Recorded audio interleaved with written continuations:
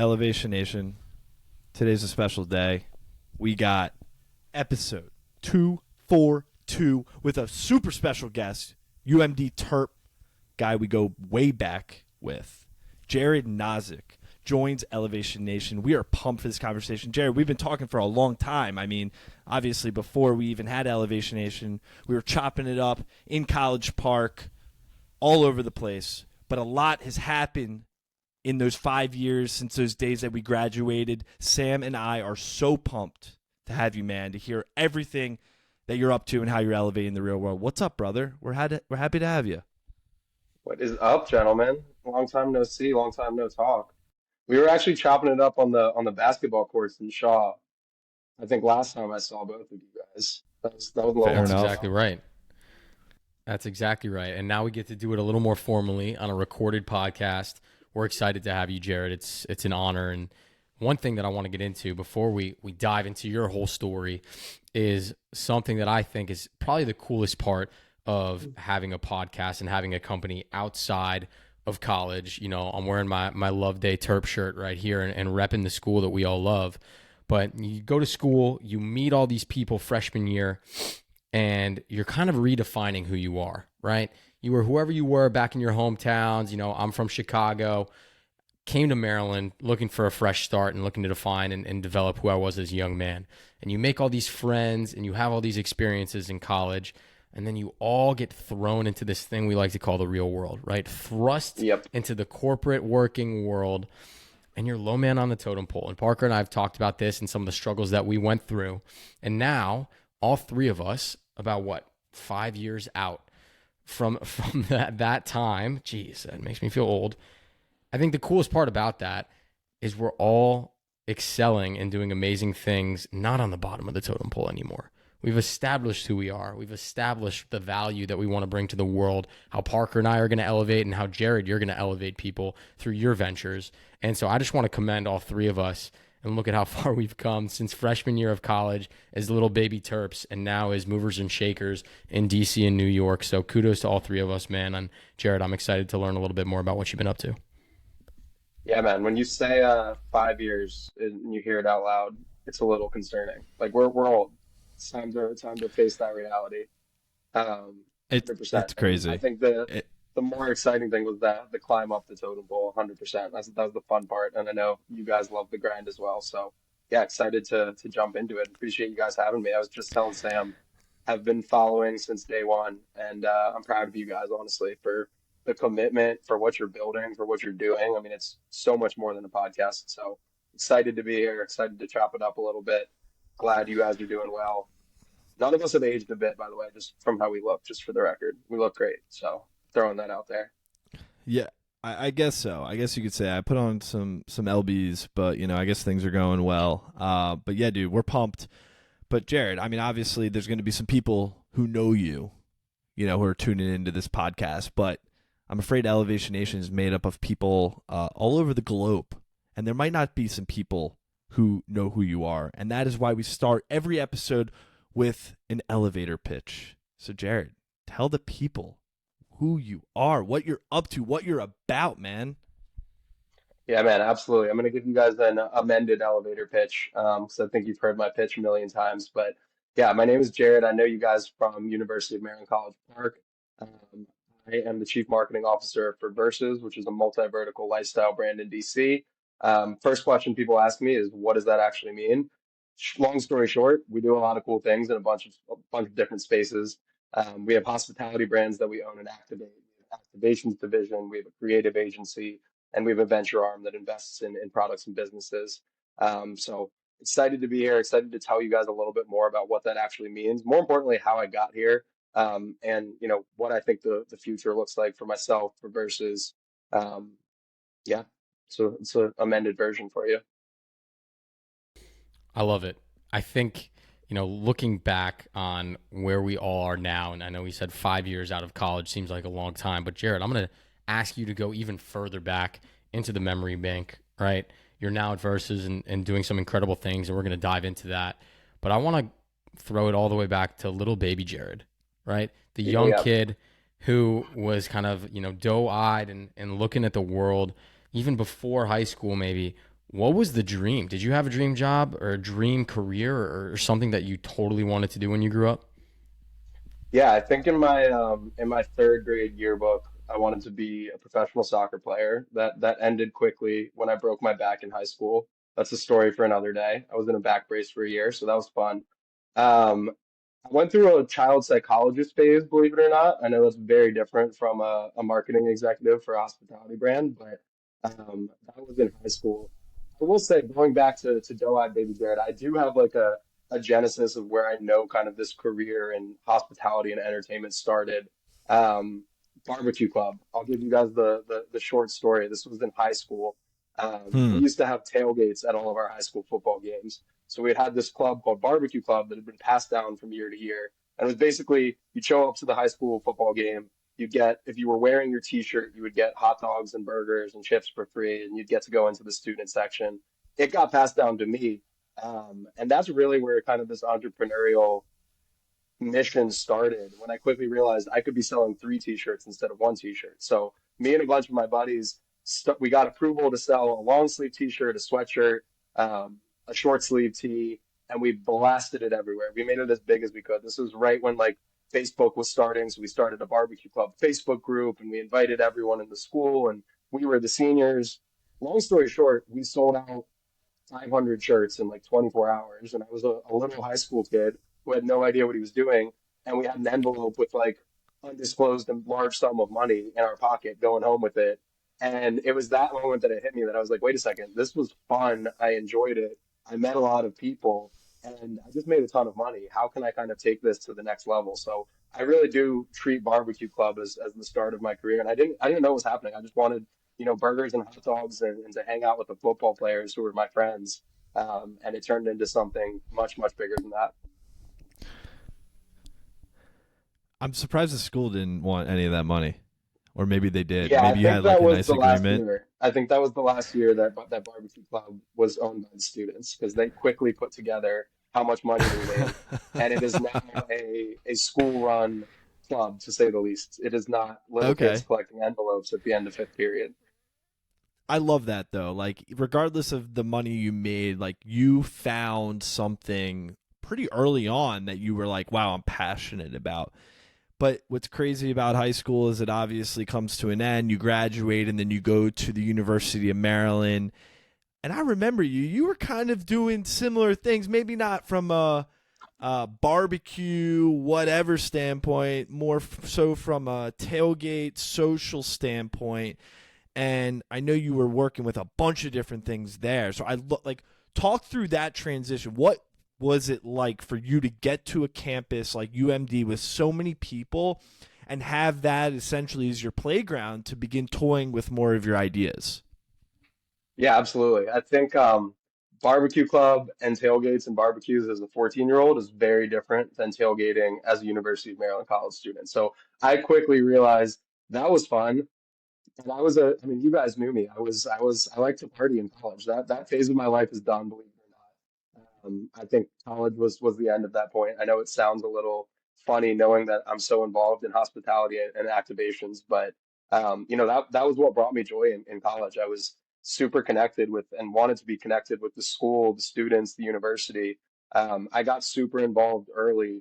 It was actually my first venture in college. This was my sophomore year. It was called Diamond Club, where I started throwing parties and events. I saw, I was the social chair of my fraternity, so I knew everybody and I was talking to everybody. Everybody wanted to go to DC. They just needed somebody to coordinate it. So I would book buses and bus kids down to DC. I would make, deals with the club owners. That's actually how I got connected to a lot of the clubs in DC. Any nightclub owner in DC that you're going to tell, I'm going to bring 500 University of Maryland students on a Tuesday to your place is your new best friend. So that was pretty quick. So we started doing events. I think you guys were probably on some of those bus rides. I do remember seeing you there. I don't know.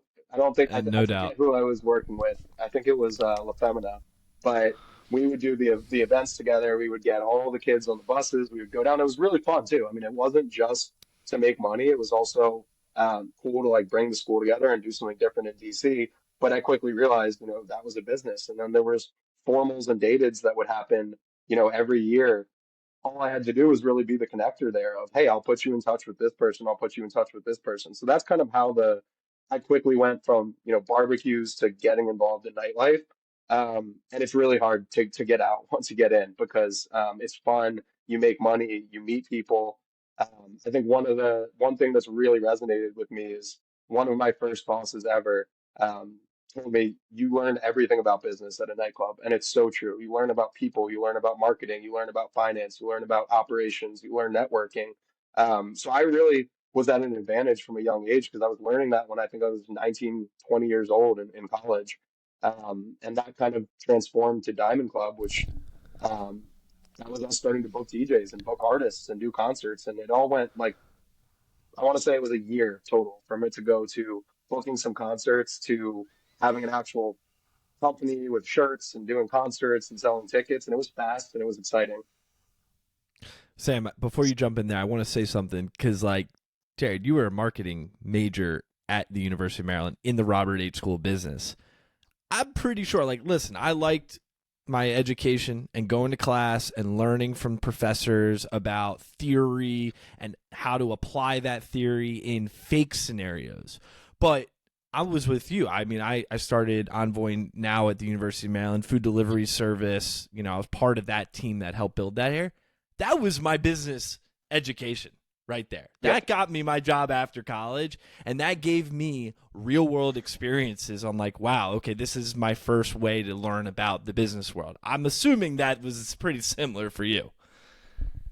Yeah, you were probably better at going to class than I was, but I was 100% learning as I went. I mean, when I would stay at the end of the events till 4 a.m. to count the cash at the door and do my split with them. So Friday classes were not necessarily my strong suit. That being said, I tell everyone on my team this. I tell a lot of people that I work with. I learned more in that period about business than I think I did my entire, sophomore through senior year. And that's no discredit to University of Maryland. Love my Terps, love the Smith School, want to continue working with the Smith School, but it doesn't get better than getting real hands-on experience, working with people, seeing what works and what doesn't.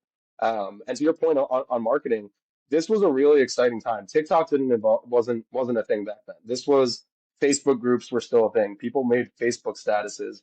Instagram was just starting to get hot. I don't think we even had Instagram stories our freshman year. So this was all word of mouth, calling people up. I remember on a Thursday when I had an event, I would call every single one of my friends who I knew had influence. This was pre-influencers, but they were micro influencers. They were the people who said, "We're going to Jared's event tonight, and you guys are all coming with me." And I would learn so much from those conversations and figuring out what people wanted and how to motivate them and how to get them excited about something. And that's something that's really hard to learn in a classroom. So definitely to any of the college entrepreneurs out there who are starting something, like doing it, actually doing it and living it is a different experience than you're going to get reading textbooks. And I'm not saying don't read textbooks, but the mix of the two is super important.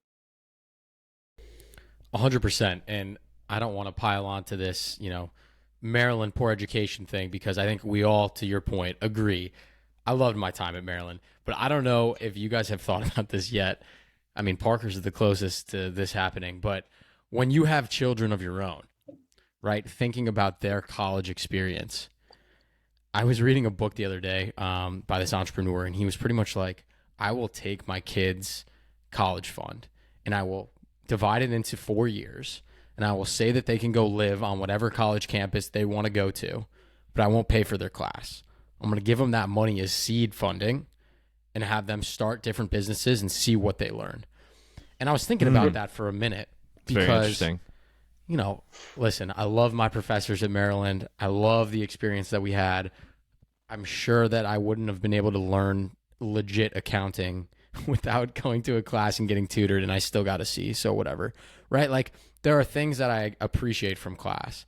But looking back on when I actually gained a ton of skills, one of my fondest memories was being a tour guide at Maryland. That's when I learned to speak to adults, right? Like, those tangible skills that translate into the real world are the things those are the reasons why you send your kid to school. And so I think it's going to be really interesting, when we all run this back in For Parker, maybe like a year, but for me and Jared, maybe like a few more years before we have our kids.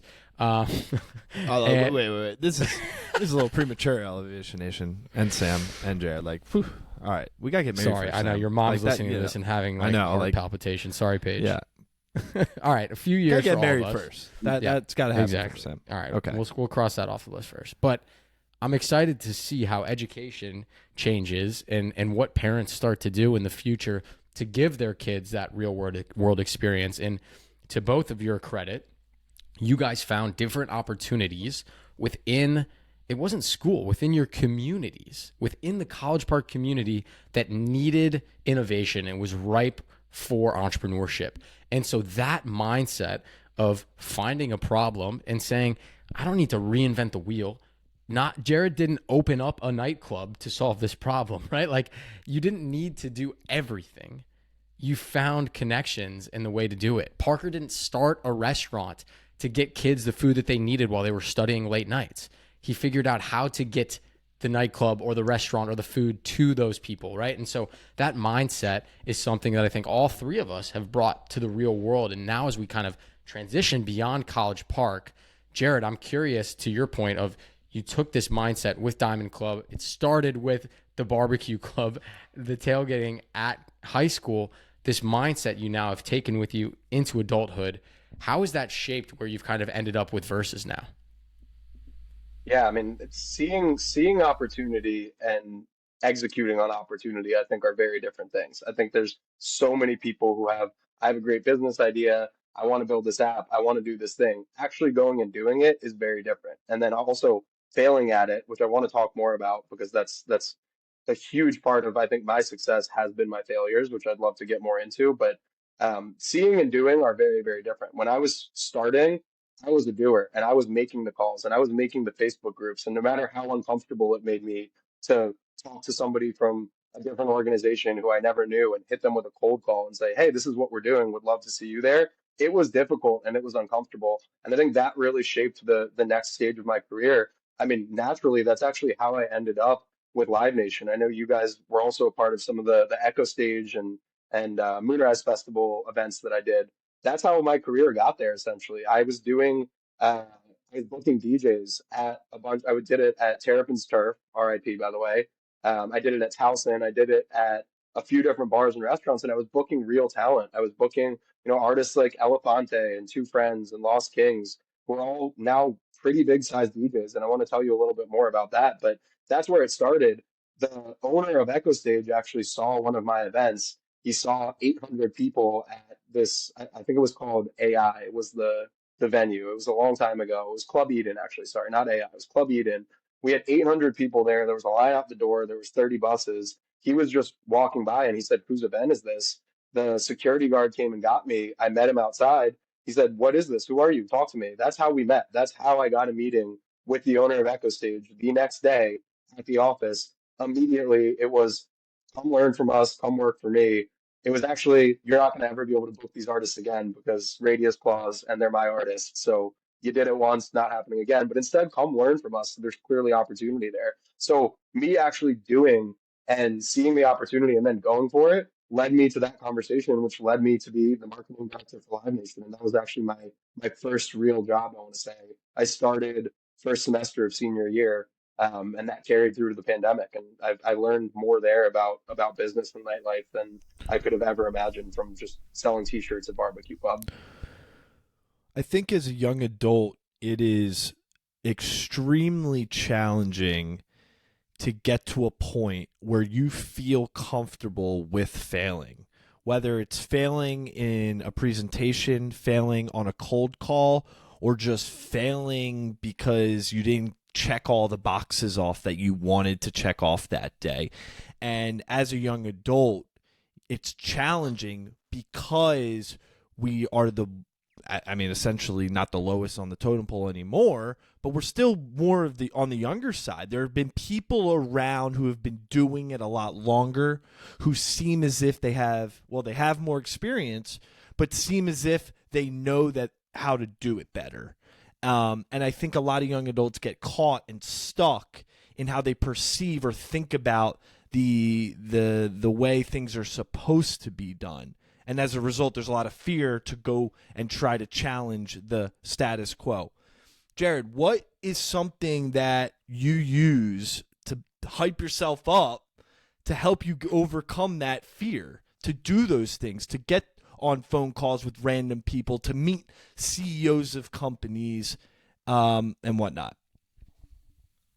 Totally. I don't have a take a cold shower or in exactly 5 minutes, I'm going to send the text method at all. And I think this is something I've just learned from like having thick skin and the amount of times that I failed and the amount of times I've been told no and the amount of times I've been told this isn't going to work, to just be solution oriented. And I try to think of all of those opportunities logically of what's the value I'm bringing to them? How could it help them? How can it help me? What's the strategy? I really try to be strategic with everything that I do, and not just doing things to do them, because I've quickly realized how valuable time is and how important it is to be efficient with your time. And the more and more I've done on the entrepreneurial side, the more and more I've seen that become so important, is just using your time wisely and making sure what you're doing is bringing value to you, bringing happiness to you, and is taking you where you want to go. So I've had to really just build up a thick skin and understand that sometimes, a no is a good thing. Sometimes this isn't going to work is a good thing, because it makes you be strategic and figure out,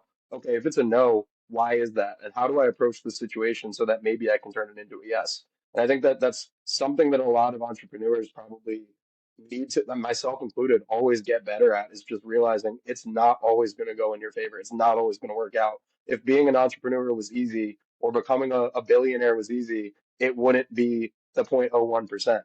So it's you've got to have a thick skin. You've got to realize that it's not always going to work out, but it's how you handle it not working out and how you adapt and pivot that's going to make or break you. In that mindset that you just discussed, right? Failing, realizing it's not you, this is an opportunity to get better, is something that Parker and I love to talk about at Elevation Nation. And when we were searching for that missing piece, that thing that young adults really need to be successful and elevate in the real world, we came up with this concept that we call mental fortitude. And it sounds like that's exactly what you use, Jared. And for us, mental fortitude is broken down into three main parts: self-awareness, knowing who you are, your vision, where you want to go, and then what fuels you. And through the combination of those three things, you're able to get through experiences that, let's be honest, suck. It never is fun to get told that's a bad idea or that's not going to work or have a client back out. And I'll tell you, it's even worse when you're an entrepreneur for it. When you put your passion into an idea, a concept, an event, whatever it may be, that's what you think about. Entrepreneurship is not just like, oh, I can clock in and clock out, put a couple hours in, and I don't really care about it. Entrepreneurship is your life, and whatever you're passionate about, you put in a ton of time and energy. And so to hear no and to fail absolutely sucks. And so through mental fortitude, you can, fail quickly, learn from those mistakes, see it as an opportunity to grow and pivot and find a new challenge for you to uncover. And so I'm curious, Jared, to when you face some of these challenges, and I know you've faced plenty in your young career already, how have you used or shifted your mindset to really turn that into an opportunity? Yeah, I think let's end the Diamond Club conversation with one of my best failures of all time, best and worst. We were doing shows all around the East Coast. We were doing Maryland, Towson, Virginia, Virginia Tech. We decided to go and take it to New Orleans. I think it was partially because I was a college kid who wanted to go to New Orleans. So we booked Elefante at a show in New Orleans. We had a bunch of friends who, went to Tulane. They were confident they could sell the show out. They had the Greek life. They had the clubs, the sports, the athletes. They were going to really help us out. We had like 3 or 4 successful shows under our belt at this point. We had a real bank account. We had real money coming in. I mean, we were doing real money in these shows. And I don't want to say I think we thought we made it, but we thought this is easy. Like, of course it's easy. We're just going to take over and book bigger artists and get all of the colleges involved and become millionaires, and then I'm going to retire at 25. I realistically think that a part of me thought that that was going to happen. And this is again when I was a kid and I didn't have as much real life experience. I think I was a sophomore. We Showed up to this show at Elefante. We heard that everyone was buying tickets at the door. At the time, Elefante was a pretty big artist. I mean, he still is. Shout out to him. He's a great guy, really cool dude. Went to Harvard, really smart. Nothing but good things to say about him. We thought there was going to be a line out the door. We thought it was going to be the biggest thing that's happened in New Orleans in a long time. Showed up. I want to say six people showed up to the show. We lost 20 grand. We lost pretty much all of the money we had made. Tim was very upset. Nobody showed up. Everyone bailed because there was some other event going on in the bar that had $3 drinks. No one wanted to pay $30 for a ticket. I remember on the flight home thinking to myself, shit, that might be it for Diamond Club. Like, is music right for me? Is booking artists right for me? Is the entertainment world right for me? I was seriously considering quitting at that point because we had just lost it all. And, hindsight 2020, so many things we could have done differently. It was a stupid move. It wasn't the right artist. We didn't promote it the right way. We didn't market it the right way. And I blamed myself for a lot of that, honestly, because this was my thing. This was my baby. I knew the space. I knew how to market it. And I really considered for a second that, maybe I do pivot. Maybe I go into real estate or go into finance. Um, Literally the next week, I get a call from one of my buddies who they're called Lizard, who was the DJ who said, I need a manager. Do you have any interest? I had no experience in management whatsoever. One of my other buddies who was actually in the music scene and management was like, I'll do it with you. Let's do it together. Next week, literally pivoted from going from Diamond Club and selling concerts to now we're on the artist side. 3 months later, they get booked at Lollapalooza. They had 3 songs come out. They got millions of streams on Spotify. We put together a tour for them where I got to use all of the colleges and venues and connections I had made with Diamond Club to now book my artists that I'm representing. And it all worked serendipitously. And it was really exciting. Fast forward another year, that failed. The duo didn't work out. Still friends with the guys, great guys. They didn't work out as a pair. Put countless amount of hours, time, energy, sleepless nights, missing events with friends. I was committed to this for a year, made $0. Again, I don't look at that as a failure. I learned so much from being on the artist side that then when I got a full-time job at Live Nation being the marketing director, I knew the artist side, I knew the venue side, I knew the ops side, and I knew marketing. That was my bread and butter. So from all of those failures, that's how I became the best marketing director I could and actually could come in and make an impact right away as a 20-year-old kid. This is a pretty good conversation. I'm really thinking, first of all, Jared, you definitely brought some great stories to the conversation, but I think if we're talking about mental fortitude, man, this is what it's all about. And when it comes, Jared, we've met 130 plus people who have joined Elevation Nation. Elevators, we call them. People who are elevating themselves to make the world a better place and honestly elevating themselves to help them get to where they want to go. And Sam and I believe that these people understand what we call mental fortitude, understand who they are, what they want, and what fuels them. So that when times get tough, when failures come,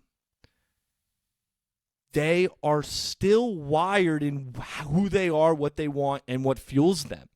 They are grounded by that.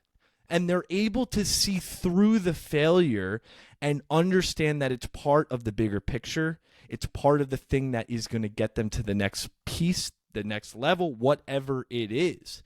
And they don't quit there. That is what mental fortitude is all about. That is why I think it's really challenging to continue to elevate and, let's say in the world of business, get from, wow, I'm at a failure and get back on the road and build something again, is because you see the failure and you ask yourself those deep questions. Am I supposed to be here? Am I supposed to do this thing in my life? When in reality, yeah, you are. You've already determined that. You understand that that's what you want. And it just so happened that this experience happened that's making you consider another option. But if you're grounded in mental fortitude, you can get over that. And then look, the good stuff comes, and then the bad stuff comes, and then the good stuff comes. But you're still on that path to where you want to go. And so, Sam and I have met, like I said, 130 plus people who we think are grounded in mental fortitude. And I think it's the key thing that people are missing as young adults, because when a when something bad happens or they have that fear, it sets them on a new course away from where they are aligned to who they are, what they want, and what fuels them. 100%. I don't know if you guys had the same prompt, but my University of Maryland application, the essay question was, what fuels your fire? And I think that resonates really well, because I think what fueled me then is still fueling me now, is educating myself and learning and growing. I'm actually reading a book right now called Atomic Habits. I don't have you, either of you guys read it? Really good book. And I think the first thing that really stuck with me is just the idea of growth is exponential.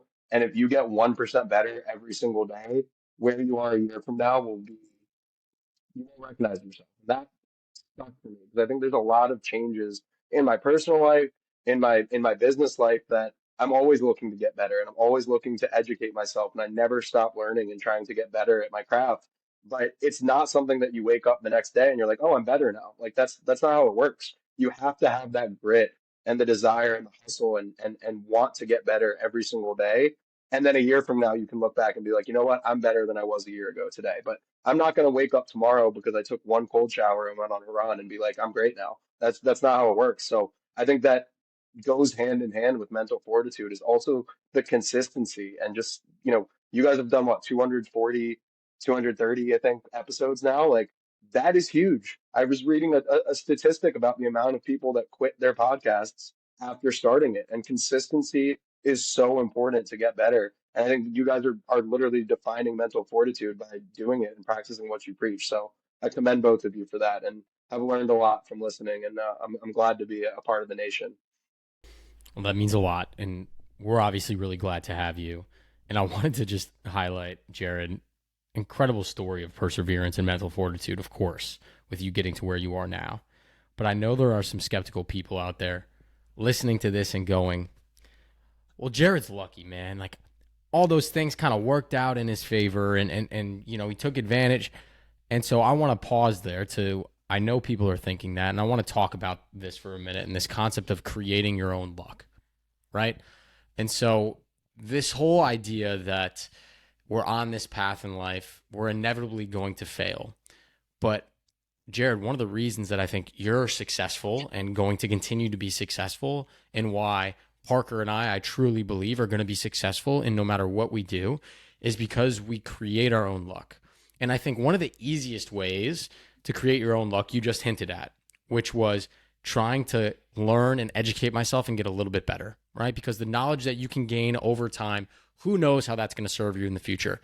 And then my personal favorite way to continue to create your own luck is by making connections. And not just reaching out to someone on LinkedIn and saying, hey, what's up? I'm Sam. Would love to meet you. But I mean making true connections, whether that's doing a favor for someone, mentoring someone, being mentored by someone else, having someone like Jared on your podcast. We haven't hung out since playing basketball, over a year ago. And now we get to reconnect and get introspective and deep and learn. And now I'll do whatever for this guy. And I know he'll do the same. And so all those people that are out there thinking, well, that can't happen to me. I'm unlucky. I'm stuck in a corporate job I hate. I didn't get the major or career or degree that I wanted. Create your own luck. None of this success that you hear is going to happen overnight. I was watching, I don't know if you guys have seen on TikTok, that comedian Matt Rife. He's blown up over the past year, right? Crushing it. Matt, he didn't just become a comedian. This kid's been doing it since he's like 14 years old. And so Jared hinted at this concept of consistency.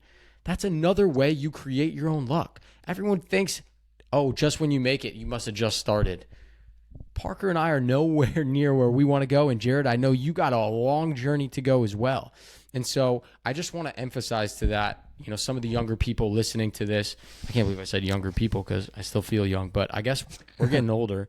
Some of the people that are still in college or high school listening to this and going, I don't know how I'm ever going to get to where I want to go.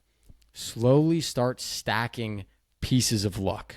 It's not just all up in the universe. You can create that luck through education, connections, and perseverance. So I just wanted to highlight that. Can I add one more to that? Can I add one more to that? Because that's so true.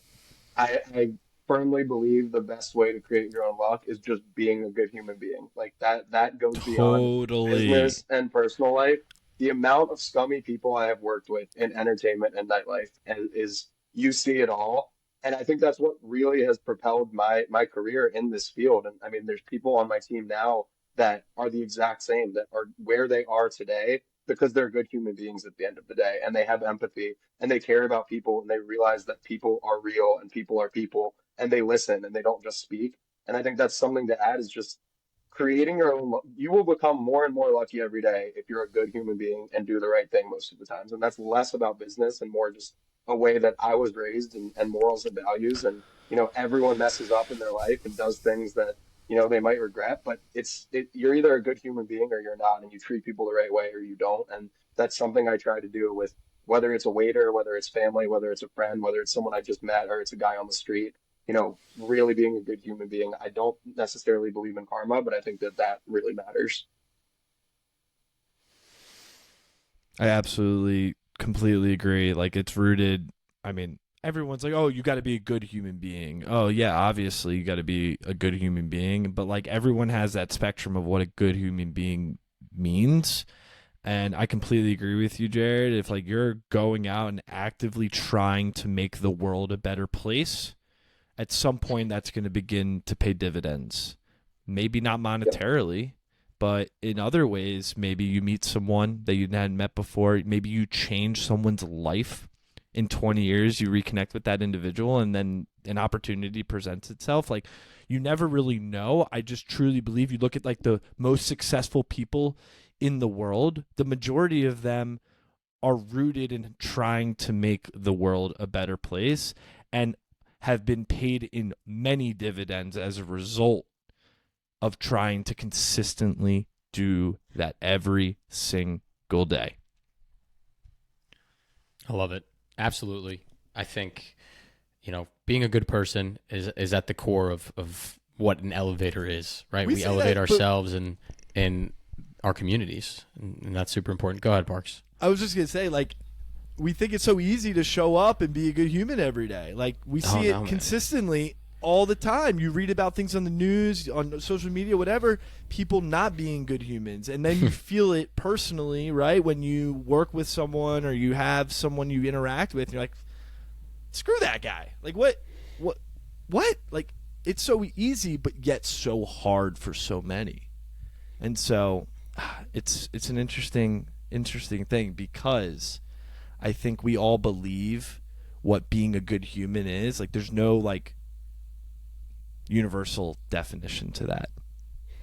And so, and it's probably a different definition for everybody, but I think at its core it's binary. It's like you're good, or you're inherently good, or you're not. I know for fair me enough.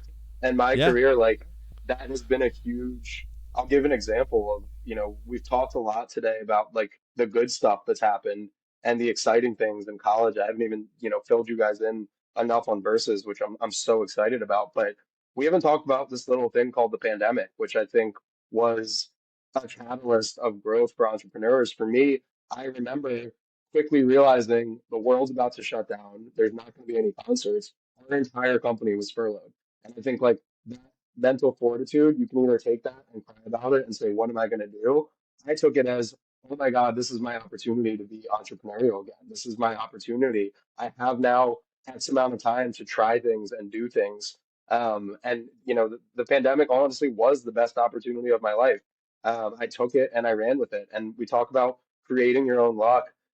The second that or I think it was the day after I got furloughed, I was on YouTube figuring out what can I do with my skill set. I know social media, I know how to run ads, I know how to do marketing. I got into some of those black holes of guys that are like, I'm going to teach you how to do Amazon FBA, and I'm going to teach you how to do Shopify. I listened to it.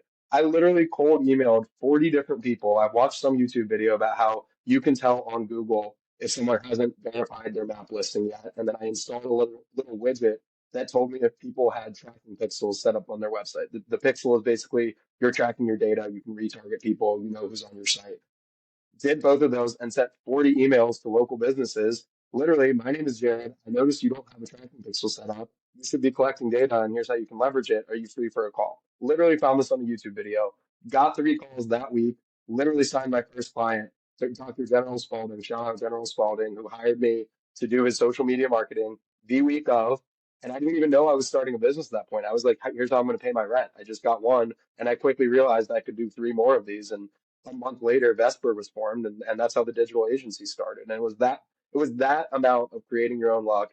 If I didn't send those emails, if I had a bad attitude, and if I took a week maybe to sulk and cry, I wouldn't have had that spark, and I honestly wouldn't be where I am now. So definitely goes hand in hand with everything we're talking about. Is just how you create that luck and how you have to be mentally strong to, yes, get furloughed from an industry you've been working with for 6 years because the pandemic took over. Like no one had that on their bingo card. That was not in the cards for me at all, but it was a blessing in disguise. It really was. And I think, it happened for a reason, and I'm happy it did.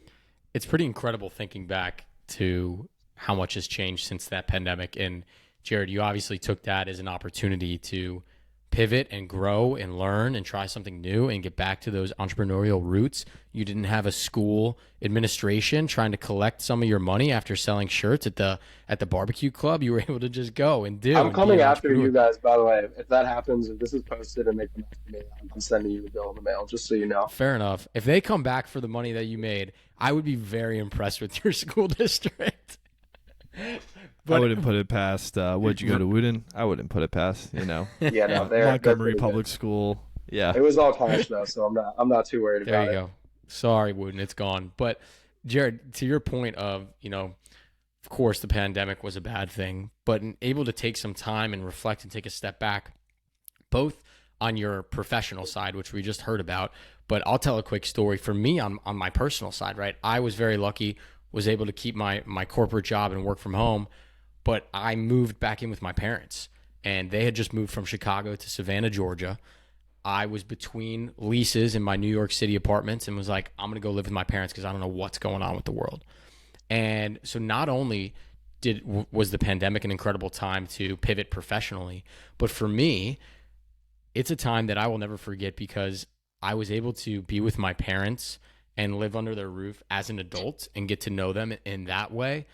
And that's something that I would not trade for the world. And, Elevation Nation, of course, was born then. We had all this professional stuff that we were developing, and we came up with Mental Fortitude and the app and launched the podcast, and like all that's awesome. But I want to talk for a second a little bit about your personal side and what you kind of went through, both with the pandemic, getting furloughed, and then kind of, you talked about it now, you're in the nightlife industry and entertainment, and how have you kind of changed and managed your personal life with this really draining kind of professional career that you've chosen? Yeah, absolutely. I think I just want to say also, because you just called it out, definitely don't want to say the pandemic was a great thing. Selfishly, for me, career-wise, 100%. It was a horrible thing. It was divided our country more than ever. A lot of people died. I mean, it wasn't good. Don't get me wrong, but in a selfish business way, it was great for me to pivot. To your point, of course, that took a toll mentally. I mean, the biggest thing is I have a great family who supports me no matter what, and I'm blessed for that, and I practice gratitude as much as I can and realize how lucky I am. And Sam, to your point, it's so weird. As a kid, your parents are just your parents, and as we get older, you quickly realize these are human beings. Like these are individuals. They have flaws, they have strengths, they have weaknesses. So my core connections, my best friends, my family, were so supportive throughout this entire journey. And again, I think that's through the relationships that I've built, which have become more and more important as I've gotten older. But having that network of people who you love and care about you, support you, is a driver. It kept me going 100%. When I hear from my friends and my family, this is awesome, I know you're going to kill it, I'm so proud of you, that fuels my fire. That gets me going. I want to prove those people right. I want to give them something to be proud of. When it comes to, the personal development side, that's something I'm still figuring out. And I'm not ashamed to admit that. I ebb and flow. I change how I feel about things and about people and about activities. And I think that's part of life. I mean, I think if you're happy all the time, you're not truly happy, because to know happiness, you need to also know what it's like to not be happy. So, I love what I do. I love the life that I live. I'm grateful for it. I'm happy for it. There's always things that I want to improve about myself. There's always things that I want to get better at. When it comes to, managing a difficult industry, I don't do much of anything anymore after college. I mean, anyone in my team will tell me who's the first one to go home and who's the one who doesn't want to go out to this event. I think that's part of just being scarred from being out till 4 a.m. 3 nights a week for 3 years of my life. My ideal Saturday night is not going to get drunk with my friends and being out at 2 a.m. anymore. It's something much more fulfilling than that. And that's something that I have to deal with because all of my friends would love to go out and do something because they've been working all week. Like it's different. So it's something I'm still learning to deal with. And I think just the relationships that I have and the people I've surrounded with myself have made that a lot easier. But I don't think it's a yes or no question. I think it's constantly learning and developing and figuring out who you are. I think, if I saw myself now 5 years ago, I wouldn't recognize myself. And I hope that's the case 5 years from now because I want to continue to grow. And it's interesting. That's life, it's something that as I get older and as I have more experience that I've learned more and more that we're all still figuring this out as we go. We are all still figuring it out as we go. If someone tells you they have the answer, I would really question what that person's all about, to be honest with you. And then two, to your point about if someone's like, I say this the same all the time. If you're always happy, what is happy? Like, it's nothing because every human has happiness and sadness and everything in between. That's just a matter of fact of who we are. And like I said, if someone tells you they're always happy, I'd question that person too. And then to my last point, to what you just said, Jared, is like mental fortitude. The beautiful thing about it is that you have to go and continue to ask yourself who you are, what you want, and what fuels you. It's not like we did this way back when one time and that's what we're driving towards. It is a continuous conversation, an introspective one to reevaluate.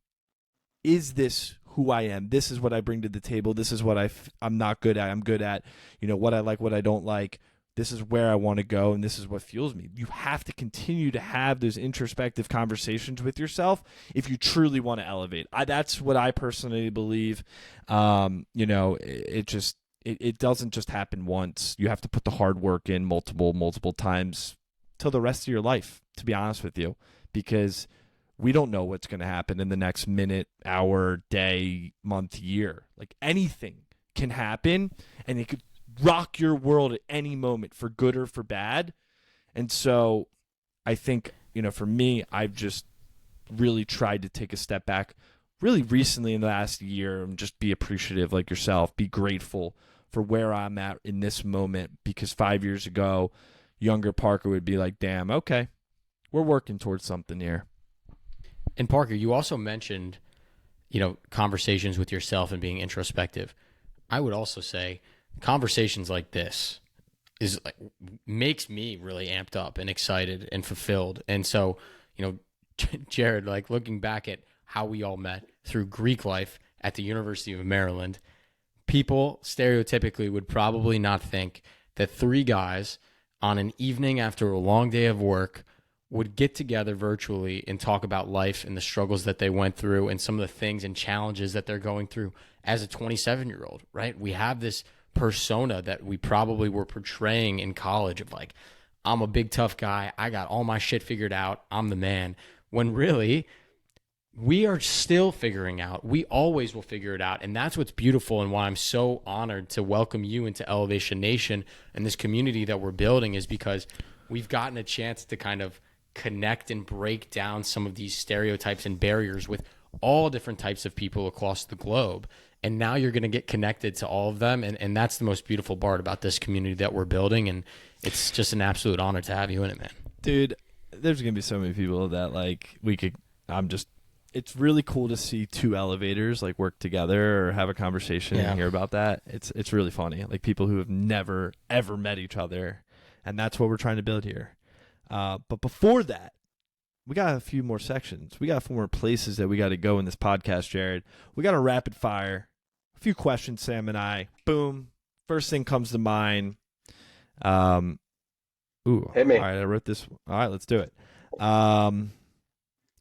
What is like your favorite, there's tons of different events that happen in the world. What is your favorite one to throw? or be a part of? I guess that's a two-part question. My favorite event to throw, is that correct? The question, event to throw? Activation, event, place where people are. That's the way I think Okay, about it. fair. I would have two answers. One would be doing something at the beach, which I've never done before. That's 100% my happy place. I love Dewey. I would do anything to do events in Dewey. That's in the cards down the road. And I will have a bagel place in Dewey in the next 10 years. Just wait for it. Um, Number two would be doing something with people that I enjoy. I don't really care about the event. I don't care if it's a concert or if it's a party or if it's a soiree or whatever it is. I want to do it with people that I enjoy. That's from the staff, that's from security, that's from barbacks, that's from my team, that's from whoever it is. I want to do it with people that I enjoy. And I think that's the best thing about what's being built at Versus is we have a really good team of good people who enjoy being together. And that's really rare to find. And it's really hard in like a toxic industry like entertainment to have a group of people that can collectively come together and do something good. So at this point in my life, I don't care about the event. I want to be with people that I enjoy. I want to be in the presence of people that I respect, and the rest will work itself out.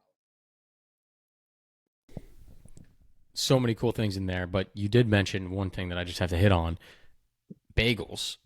Elevator number 4 from Elevation Nation, Noah Fleischman, Bethesda Bagels. If you're looking to open a bagel shop, I mean, no better guy to learn from. So we'll have to make Noah's that given me reintroduction for you with. oh yeah, he's given me my fair share of free coffees on the house. Shout out Noah, 100%. I used to live There across you from the go. DuPont location, and he's killing it, man. I mean, he probably resonates with a lot of what I'm talking about. He's in the shops and he's running the business, and I mean, he's killing it, and I'm super proud of him. And we will we will definitely be in touch when the time is right. I love it. Absolutely. All right, next rapid fire, Jared. Being in the entertainment space, music is very core to what you do. And you're talking to two guys that absolutely love music. I think if we pan out a little bit here, you can see some of the records that we got. Parker's got his record collection going on. So my question for you is, what is your go-to song that just gets you in a happy mood? Oh, that's tough. There's so many of them. An artist, you God, can pick an you artist too could if have. that's easier. I'm gonna pick an artist that I think this is my final story, but I think this is a cool story worth sharing. It's these guys, two friends. I don't know if you've heard of them before. They're a DJ duo. They do the big booty mixes. You guys probably listen to them, but it's a really cool full circle story for me. Matt and Eli, awesome guys. My first event that I ever booked at Terrapin's Turf, our sophomore year. I'm hoping one of you two were at this event with two friends at Terrapin's Turf. They showed up. No one knew who they are, knew who they were. No one knew what to do. No one had experienced a concert at Turf before or bottle service. And we're like, what the hell is this? Let's go to Bentley's. And this was, I want to say, in 2015. I negotiated the contract. I did blind outreach. I figured it out like myself, and it was a disaster. And it was a terrible show on my part because I wasn't prepared for them at all. And we didn't sell as many tickets as I would have liked to. Long story short, I've stayed in touch with them over the years. I got to then work with them at Echo Stage, and they were slowly growing and becoming bigger. And now with Versus, it's really cool because they're one of our clients for our digital agency. So we run their marketing for social media for their festival, Big Booty Land. I was literally in Chicago last weekend with them, where they sold out a 12,000 person music festival, their own music festival in Chicago. They have a sold out tour. They have a song that's going viral right now. And I got to take that one moment to take a step back and realize 5 years ago, no one knew who these guys were. We were a bunch of college kids who met at a club, had no idea what was going on. And now there's literally 1,000 people chanting their name, wearing their jerseys. And I've gotten to be a part of that. And it was so cool to just watch how being a good person and staying in contact with people and doing the right thing and being smart and figuring out how to add value came full circle for me. So I'm going to give the cop out answer of two friends right now as an artist. Hot take, I like country music a lot. A lot of people don't know that about me. I'm a big country guy. You wouldn't Okay. expect it being an Will EDM. I So see you at Morgan big Wallen country in guy. September, Jared? That's a real question.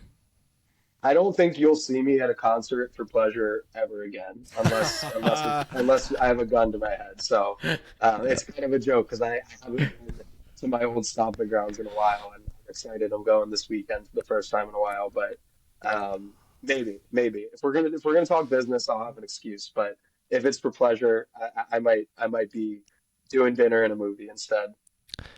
Wow. All right, I guess we're gonna have to bring the concert to like Jared's house one day or something like that if he's not going to the actual concert venue. But I couldn't agree. Like rooting from the sidelines and seeing some people you've made connections with, or you're friends with, or become really close with, like succeed is pretty freaking cool. Especially when you knew them before they were anything. I can't imagine that. How you feel, and I can't imagine how they feel too. Like they're probably like, how the fuck did this happen? Where did this come from? But, with hard work and mental fortitude, I guess anyone can elevate. Totally. I don't guess. I know anyone can elevate. All right, last rapid fire. You can't say the book that you're reading right now because it's the #1 bestseller on Amazon for like the last 102 weeks or something like that. What is a book recommendation that you have for Elevation Nation? I'm assuming someone's recommended this before. 4 Hour Work Week, Tim Ferriss changed my life 100%. It's a must read for any entrepreneur. It is going to explain to you you don't have to go the status quo. You don't have to work the 9 to 5. Opportunities everywhere. And that's like a big takeaway for me is there's more opportunity for entrepreneurs right now than I think literally ever before in the world. You have Fiverr, you have Shopify, you have TikTok, you have ChatGPT. If you're smart, you could build a business tomorrow. You could be profitable this week. It's literally that easy. And I mean, it's not that easy. It's that easy to start doing it. It's not that easy to build a business, but it's that easy to start. You have unlimited resources. If you're not using ChatGPT religiously every day, I'm sure you guys are at this point. It's insane. It's a free tool that can help you be smarter and learn. And I don't Google things anymore. I put them on chat and I say, explain this to me if you're a marketing executive, or explain this to me as if you're the CEO of a Fortune 500 company. And that's how I learn now. But opportunity is everywhere right now. It's up to you as the individual to actually seize it. The resources are there. I think AI is kind of the next big wave that it's going to make more millionaires than I think any other tool. You had the NFT wave before that, which I was a part of. You have crypto. There's just so many opportunities, and you educate yourself, you figure it out. 4 Hour Work Week, I think, is a great book that really explains that you control your own destiny. It's up to you to figure out how to be smart and how to, take time for yourself, how to balance yourself. But I read that book and I was like, wow, this is doable. And I every once in a while will reread some of my favorite parts of that book, or I'll read an excerpt and remind me of how it is. It's actually really cool. My current CEO was just at a conference with Tim Ferriss, and it's exciting to see it go full circle. And he's written, I think, what was it? Tools of the Titans was another one by him that I read. That really, really good book. Great one. Easy Trying to read. read more for the example. I'm trying to read more. That's something I'm trying to do more and more of. I absorb so much, and I mean, it's part of the self growth. You do want 30 minutes of Netflix or 10 pages. I usually lean the Netflix after a long day, but again, I'm getting better every day. That's life. Best way to fall asleep. Read a story, and it's not that a good or bad story is going to help you fall asleep. It's a great way to just end your day. We're on screens all day. Just like Sam knows I retired the Kindle. I buy physical damn books now, and it's made reading so much more pleasurable. Yep. We're getting old, boys, but that's a good thing. Reading is good. All right, Jared, we're going to wrap up with our final question, a question that really solidifies your place as part of Elevation Nation and as an elevator in our community. And it's a question every single elevator has been asked. And the coolest part is everyone has a different answer. So, Jared Nozick, I want to ask you, what is your mental motto? Mental motto. Definitely have a few of them. I think just from this conversation, what's resonating the most, and which I think is hopefully a takeaway for someone somewhere. Fail fast, fail smart. I think we've talked a lot about failure and how failure goes towards growth. But I think failing fast is important, and I think failing smart is important. What do I mean by that? Failing smart is being able to fail with your Elefante show in New Orleans and realize it didn't work, but you learned so much about the music industry that you could switch to the artist side. Or it's being able to fail at something, walk away and really understand why you failed and make sure it doesn't happen again, which it will. But being able to fail smart has been so important to me. I mean, this flew by and was an hour, but I could rattle off for you guys 8 other failed business ventures that I had in college, that I had in high school. I thought I was building Uber Eats. It was called Delivery with two E's. I thought I was building Uber Eats before it existed. And, the Diamond Card came before the Diamond Club, where I tried to get RJ Bentley's to have a skip the line pass, and they told me no to my face. And I think all of it has brought me to where I am. I know I'm going to fail again, and that's like almost exciting to me to a degree. I hope I don't get me wrong, but I'm also a realist about it. And I realize that if I think that something is going to fail, I want to do it fast. I want to be able to take learnings from it, walk away from it, and apply it to whatever is next, whether that's in my personal life, whether that's in my business life. I think it's such an important trait for entrepreneurs to have, because I would be shocked to know how many entrepreneurs you guys have had on here that they're a first time entrepreneur. What they did worked, they made it, and that's life. I'm guessing it's zero, because it just doesn't happen. You have to fail, you have to learn. The faster you can do it and the smarter you can be about how you pivot and adapt, I think is a huge takeaway. So that's going to be my mental motto for today: fail fast, fail smart, know it's coming, know how to adapt, know how to pivot, and learn every step along the way. Might just be the title of this episode. It's perfect. It's concise. It's a little clickbaity. I like it. Oh man, we're going with that. Great mental motto. Marketing guy, don't forget. Boom. I also think it's hilarious that, like, our friends at Line Leap, this is not an ad, but my friend at Line Leap, they could never get to College Park, never get to Maryland. Bentley's didn't want it, Cornerstone didn't want it, and like, it's just funny. They're everywhere, but no, Bentley's, Cornerstone, they're not about it. It's pretty funny. Well, Jared, I mean, it's been an hour, and it's been really freaking cool to hear. I mean, to catch up, one, but just to hear from your experiences, your stories. Like, I always saw you working the lines at the door at the clubs and in College Park, but then afterwards seeing you like running things in the world, like posting about them, LinkedIn, Instagram, whatever it is, and it's inspiring to hear from you right now. And you're so clear in how you want to spend your time and your days and your direction. And I have no doubt in my mind that you're going to continue to elevate and elevate and elevate. And it's going to be freaking cool to be along that ride, watching from the sidelines. I'll be hyping you up from our Instagram all the time, which I'm pumped about, but then also hyping you up in person, which is exciting too, when we get together, whenever it may be. So I just got to say, I'm proud of you, one, and it's just freaking cool to see you just making your dreams come true right now, So thank you, dude. Thank you for joining Elevation. It, man. Right back at you guys. I hope you guys know how much mutual respect there is. And I think, Sam, to your point earlier, who would have thought? Here we are, and that's life. And I think it goes back to being a good human being. If one of us was a huge dick to the other one, or wasn't nice, or we didn't like each other, probably wouldn't be here. But that's how it goes. And I mean, I'm excited for you guys. I think what you're building is awesome. If there's ever something I can do to help on the marketing side, or connection side, or whatever it is, please let me know. I'm pumped for you guys. I think I have no doubt that you're going to get where you're going, and I'm excited to watch it as well. Appreciate you, brother. Elevation Nation, until next week, peace.